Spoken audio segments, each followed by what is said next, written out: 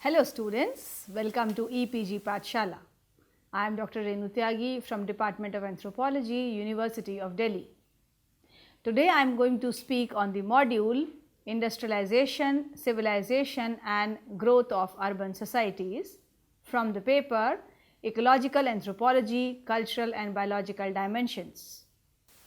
The learning objectives of the module are: number 1, to understand the historical background of the development of industrial civilization. Number 2, to understand the early industry. Then next is to understand the concept of industrialization and the process of urbanization in industrialization. And then later the growth of urban societies. Now let's begin with the introduction. Human beings were nomadic hunters and gatherers until about 8000 BC and did not work as a separate sphere of the life. Sustenance activities such as the gathering food were day long and not distinguished from the leisure time. Technology was very simple and included the lodge poles, bone needles, stone cutters and scrapers. Skills were commonly shared and every individual could perform most of the tasks of the entire group. The division of labor was rudimentary, where the young accompanied the elders and helped them in their work, in turn receiving the training which is equivalent to modern day on the job training. In the early days, division of labor was gender based, keeping in mind the biological differences. However, the gathered food was equitable distributed among all. In the Andaman Islanders, anthropologist Redcliffe Brown in 1922 describes these societal norms as: should a man shrink these obligations, nothing would be said to him unless he was a young unmarried man, and he would still be given food by the others, but he would find himself occupying a position of the inferiority in the camp and would entirely lose the esteem of his fellows. Agriculture started with the harvesting wild grain and grass with the development of techniques to increase the yield of these plants. Development of the agriculture and domestication of the animals brought several changes in the organization of the societies. If some were warriors, others became the priest and eventually occupied other official positions. However, social life was almost the same as during the hunting societies. Children helped elders with the basic work and activities. The relative position of the men and women underwent changes. It can be rightly noted, as since men had been in hunting, they were the inventors of the systematic hunting. Since women had been gathering plants, women were inventors of the systematic agriculture. The peasants now concentrated on the beautiful harvest. Apparently, urbanization and growth go together. No country was ever reached middle income status without a significant population shift into cities. Urbanization is necessary to sustain the growth in developing countries, and it yields other benefit as well. But it is not painless or always welcomed by the policy makers. Managing urbanization is an important part of the nurturing growth. Neglecting cities, even in the countries in which the level of urbanization is low, can impose the heavy cost. Industrialization is at the heart of a larger, more complex process, often designated as the modernization after the increase in production due to technological advancement, which is associated with industrial revolution. Industrialization is the period of social and economic change that transforms a human group from an agrarian society into an industrial one, involving the extensive reorganization of an economy for the purpose of manufacturing. It is a process that happens in countries when they start to use machines to do work that was once done by the people. In short, industrialization is defined as the economic transition from the small-scale labor-intensive production to a large-scale capital-intensive production in factories and industries. Figure 1 is showing the urban societies. Now let's understand the early industry. Industry means application or utilization of the tools in order to achieve the output. Hence, industry can be said to be as old as mankind, and man is industrious because he is intelligent. The earliest type of industry is the simple transformative industry represented by the early hunters and agriculturists. The tools used by the transformative industry were simple. The bows, arrows and spears for hunting, plough and hoe for the cultivating field. Urban areas were small and people worked as artisans, tradesmen, common labourers, servants and domestics. Most of the workforce was dispersed, working as tenant, farmers or peasants on small plots of land, spinning, thread or weaving clothes at home or in a small workshop with others. Craftsmen or even put on a street peddling goods. A significant number of people worked for wages, but the relationship between employer and the employee was more personal. People had difficult working conditions like long hours, harsh treatment. Many lived close to the margin of the subsistence, but also enjoyed considerable autonomy in their work, had close contact with their family and workmates, and sufficient time off from the work for religious holidays and personal predilections. Industrial civilization. Over the last 250 years, the rapid advance of the industrialization has made a profound impact on the human society. The set of systematic and far-reaching changes in human institution and culture involved amount to a new type of civilization centered on industry, market and secular knowledge. Industrial civilization is also highly significant as the first truly global civilization, integrating all parts of the globe into a single unit for the first time. These profound transformations in social life have, however, brought with them both major opportunities for advances in human welfare linked with the unprecedented economic dynamism of the Industrial Revolution, but also may offer profound challenges and problems. These include ways of ensuring that the benefit of the economic dynamism are combined with the principles of social security and equity in the pursuit of social justice and minimize risk for all people and classes involved in industrial civilization. But they also extend to the environmental sustainability of a civilization based on industry and recognition that the application of scientific knowledge and technology to human life is equally fraught with risk and opportunities. To qualify as a civilization, it is necessary for a particular mode of social organization to meet a number of criteria. These involves number 1, a systematic pattern of economic, political, social and cultural life that is robust, enduring over a significant length of time and which spreads across spatially to a significant degree. Number 2, a pattern of this kind that is distinct to the key respect from the other patterns.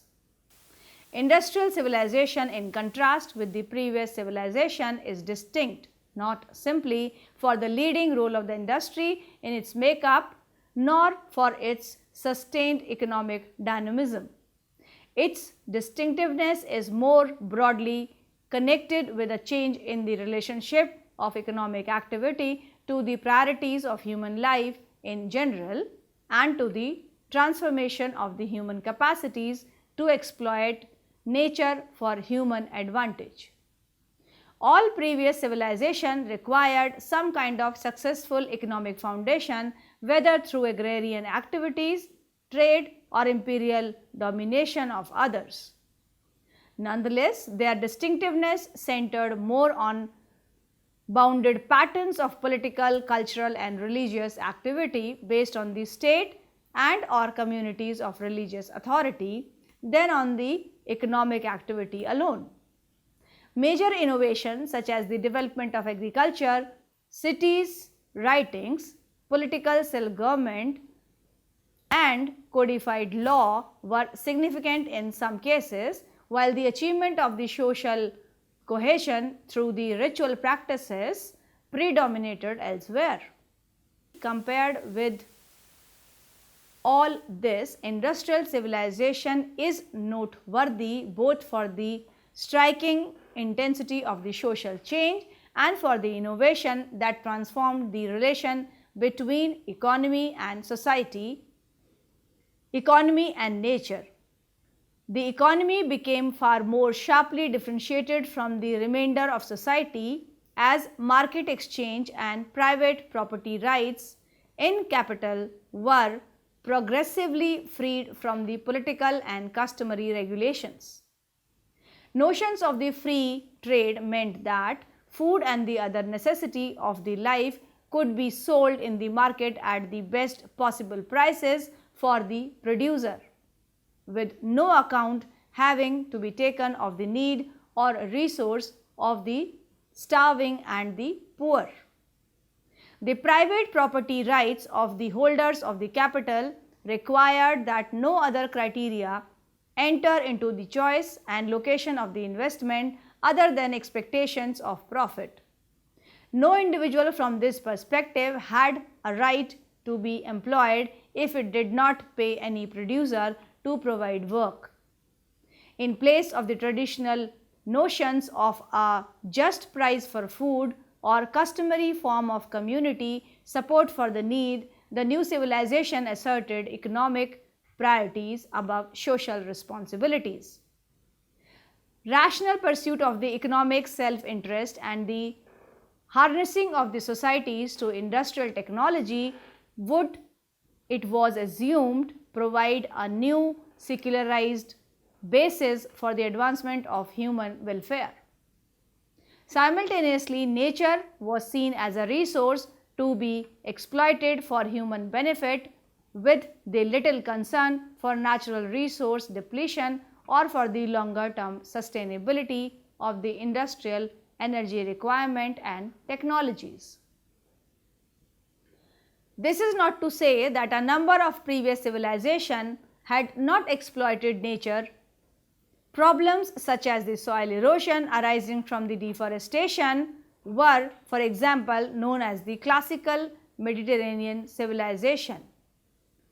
Nonetheless, the pace and the intensity with which the industrial civilization exploited the natural resources through the application of scientific understanding to resource extraction industries was unprecedented. The process whereby the burning of the fossil fuel have linked to the detectable increase in the global warming can also be traced back to the 19th century.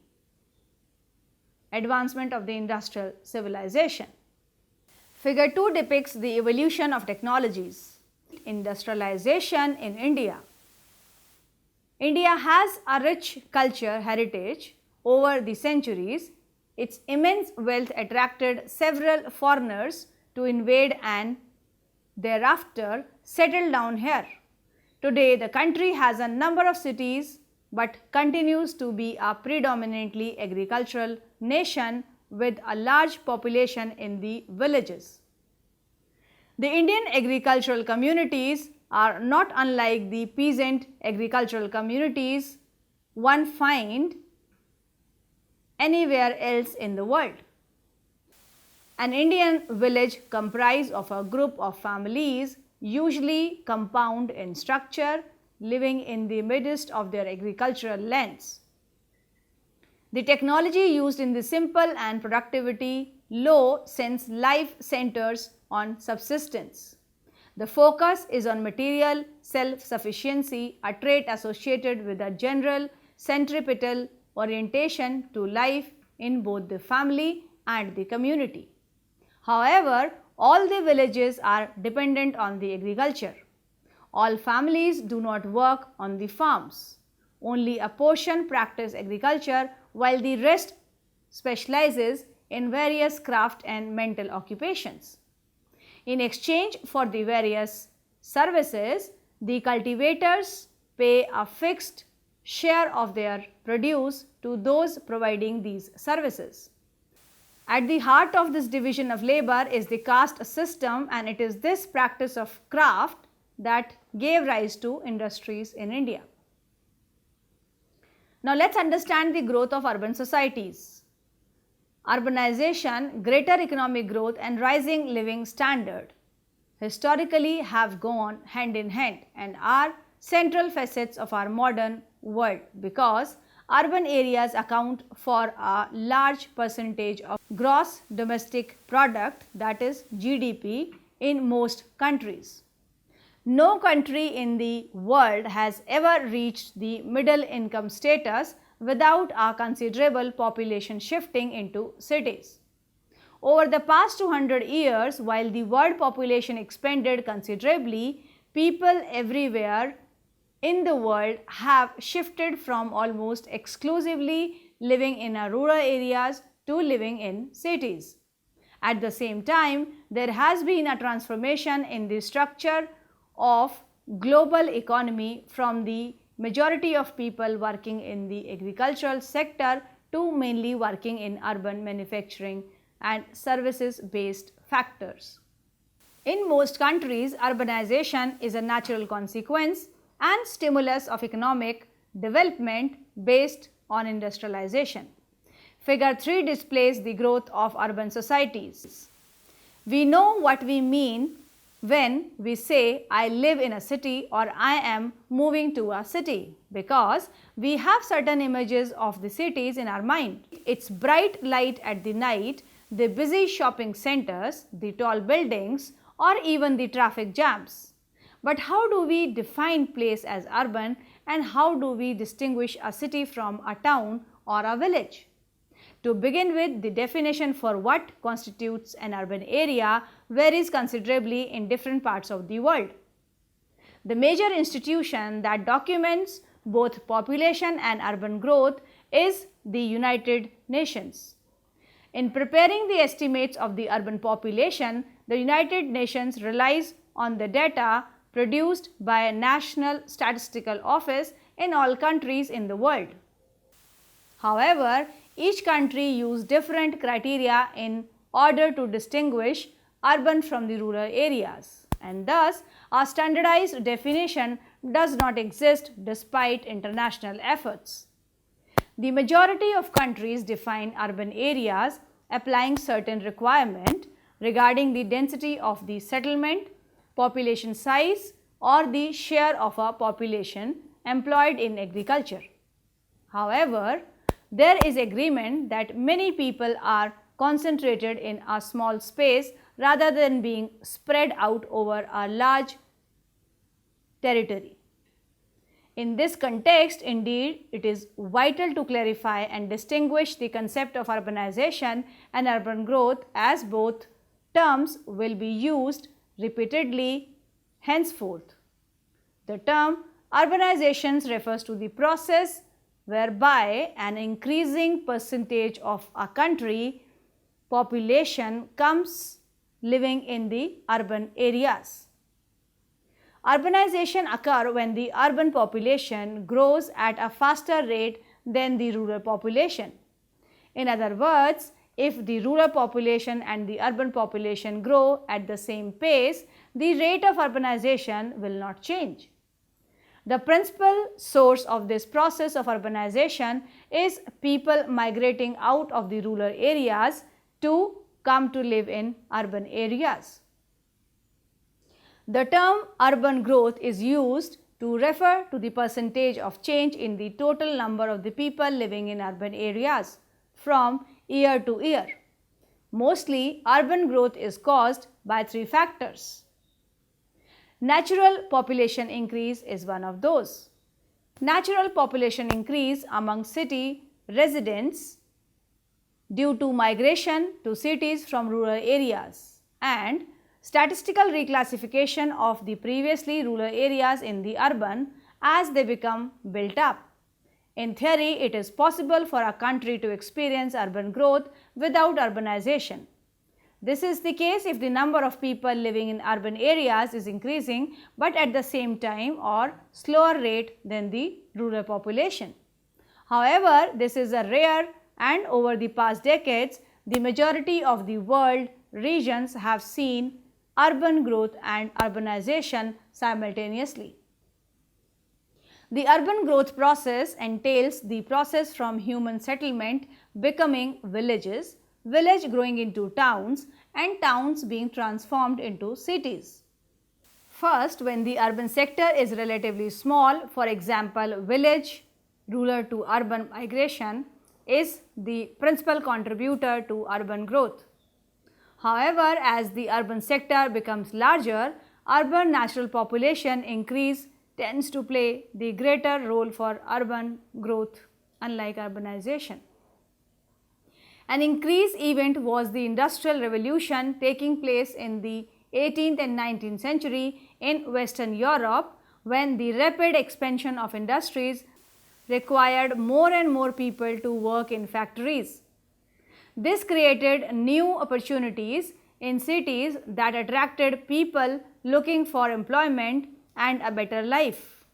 At the same time, major changes in the agricultural technologies increased agricultural production, which allowed feeding an overgrowing urban population. Now, let's summarize the module. The efforts have been made to define the industrialization and growth of the urban societies and how it progressed. The society never remains static. Throughout the history, man has endeavored to control the nature. In its endeavor, man has undergone many shifts in methods of production. The human in ancient times were primarily hunter and gatherers. This was an egalitarian society. The chief characteristics of the hunting and gathering society was that never had surplus food. During the industrialization of a country, people leave farming and work to take higher paid jobs in factories or in towns. Industrialization is a part of process where people adapt easier and cheaper ways to make the things. By using the better technology, it becomes possible to produce more goods in a shorter amount of time. A single person can add to the production. Therefore, economic opportunities are just one reason people move to the societies in the cities. Cities have existed since ancient times. Until recently, they represented only a relatively small population or proportion of the population. The massive growth of the societies in urban and metropolitan areas and the shift of a significant proportion of population to urban areas has been a characteristic feature of the past 6 decades or so. The urban growth process entails the process from human settlement becoming villages, village growing into towns and towns being transformed into the cities. Urbanization was an offshoot of the Industrial Revolution, which created a demand for a large number of workers at centralized location. The growth of the cities depends not only on the birth and the death rate and migration, but also on the political, religious, historical and economic factors. Thank you.